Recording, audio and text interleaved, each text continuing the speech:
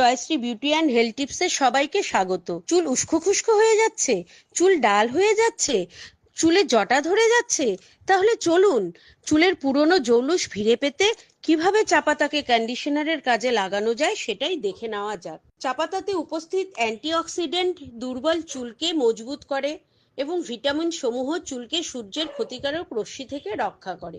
চা পাতাতে থাকা পুষ্টিগুণ চুলের গোড়ায় পুষ্টি যোগায় ও স্ক্যাল্পে রক্ত সঞ্চালন বাড়ায়। তাহলে জেনে নেওয়া যাক কিভাবে আমি কন্ডিশনারটা বানাই। প্রতিদিন চা করার পর আমি চা পাতা ফ্রিজে রেখে দিই।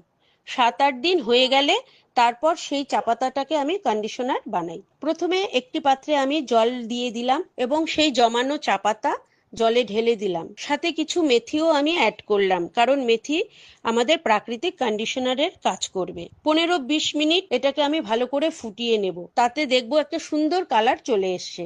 এবার ছাঁকনি দিয়ে সেঁকে নেব, নিয়ে সেটাকে ঠান্ডা হতে দেব। তারপর যা করা, চুলটাকে শ্যাম্পু করে ধুয়ে ফেললাম এবং সেই ঠান্ডা হওয়া কন্ডিশনারটি চুলের মধ্যে আমরা সুন্দরভাবে মেশাবো। তারপর চুলে আমরা আর কোনো জল বা কোনো রকম শ্যাম্পু লাগাবো না। এবার সেই চুলটাকে আমরা ভালো করে শুকিয়ে নেব। শুকিয়ে নেওয়ার পর দেখবো চুলটা ঝরঝরে হয়ে গেছে। এবার দেখা যাবে চা পাতার কামাল। চুল ফিরে পাবে তার হারানো প্রাণ ও জৌলুস। এরকম নিত্য নতুন টিপস পেতে আমার চ্যানেলটিকে লাইক ও শেয়ার করুন।